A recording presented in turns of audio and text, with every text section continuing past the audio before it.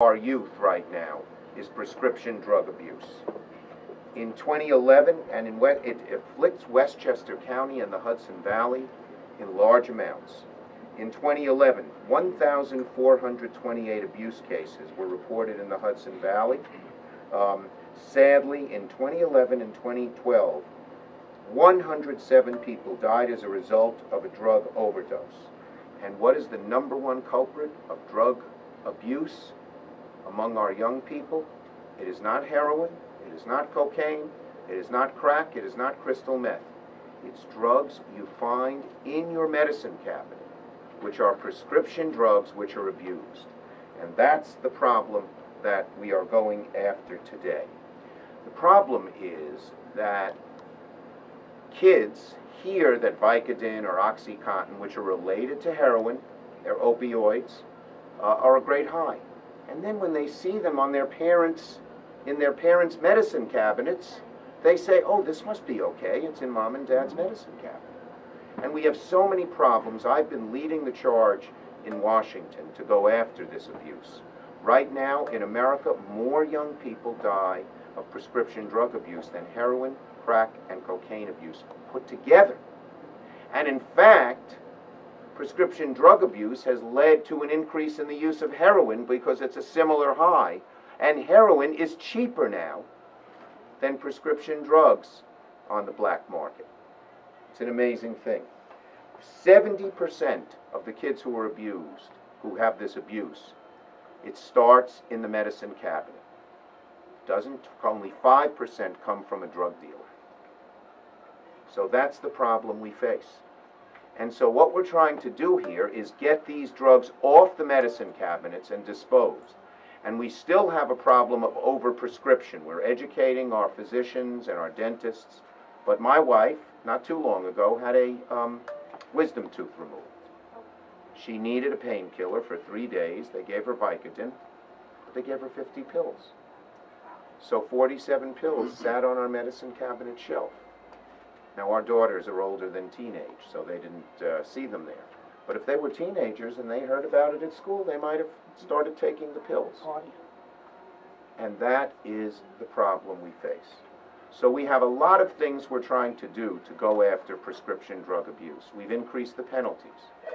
We're trying to increase the level of danger associated with these drugs by making them Schedule II drugs as opposed to a lower schedule. And we were just successful, for instance, in getting rid of a generic OxyContin, which would have been easy to make into powder so it could be snorted or injected. So we passed a whole lot of laws. In New York State, as Assemblyman Buchwald will tell us, they've passed a registry. So people couldn't use the same prescription and go from pharmacy to pharmacy and get all these pills. And I've passed laws in Washington that have increased the penalties for robbing a pharmacy. I hope you haven't been robbed.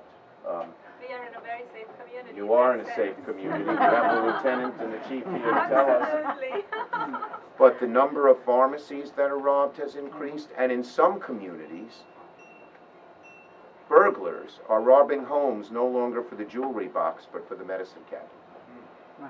That's how expensive, that's the cost of these drugs. So we want to get them off the shelves. And the DEA has done a program of give back where you can take them off your shelf and bring them to a certain place at a certain time. The trouble is that the DEA has to sponsor these give backs.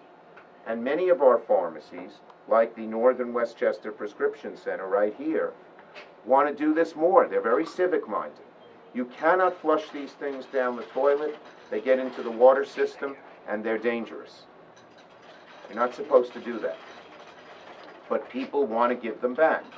So we are proposing that they be given back, and Assemblyman Buchwald again will tell you that the New York State Legislature has passed a proposal that would allow pharmacies to give back. But it can't be implemented. Why? Because our DEA, our Federal Drug Enforcement Agency, has not issued regulations as to how pharmacies can conduct give-backs on their own without a DEA approval and without a DEA person on the scene.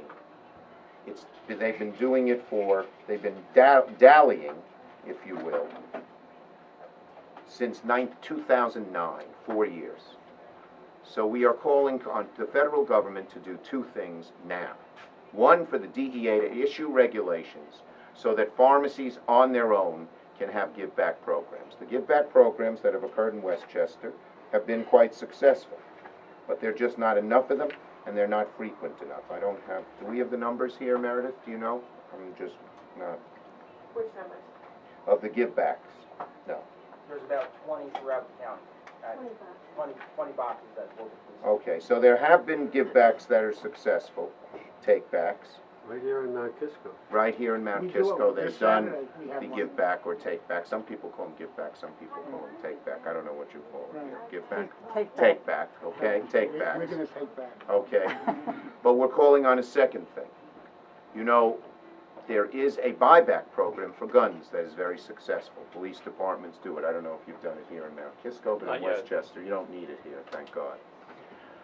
But we want the DEA to use some of its forfeiture money. It gets billions of dollars in forfeiture money that they get from drug dealers and others, and use a small portion of that to actually buy back, so that people who don't want to just come to the pharmacy and give it back will have an incentive to get it off their shelves. And it will cost a little bit, not for the taxpayers because we use forfeiture money, but it would save a huge amount of money in the cost of addiction and the waste of human life and human resource that is done there.